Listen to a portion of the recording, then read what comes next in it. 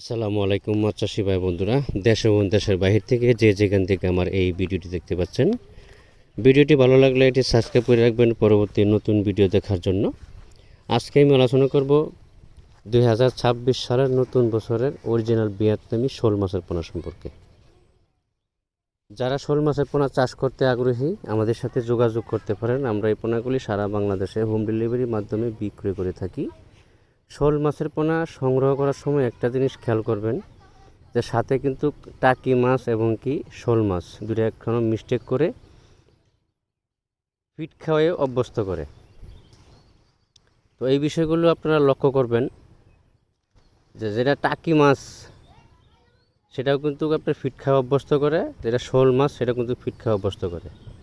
আপনাদেরকে কিন্তু অনেকেই যখন অর্ডার দেন তখন কিন্তু আপনাকে সম্পূর্ণ শোল মাছ ভিয়েতনামি শোল মাছ দেয় না, অনেকেই দেয় না। কারণ ভিয়েতনামি শোল মাছ আপনার এই মাছটা অনেক দামি মাছ। এই মাছটা চাষ করে অনেকেই মুনাফা পায়।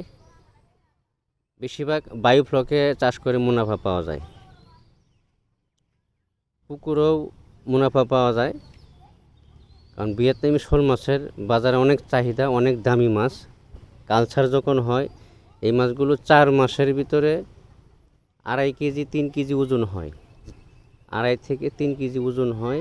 অবশ্যই প্রতারকের কাছ থেকে সাবধান থাকবেন। এই যে আমি বলছি যে আপনার ভিয়েতনামি শোল মাছের সাথে টাকি মাছ মিস্টেক করে দিয়ে দেয়, এই জিনিসগুলো মাথায় রাখবেন।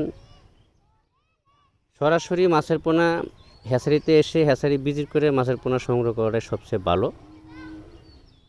কারণ আপনি জায়গায় বসে অর্ডার দিবেন, আপনাকে কী দিচ্ছে আপনাকে নিজেও বুঝতে পারবেন না। আজকে এই পর্যন্তই, সকলে ভালো থাকবেন।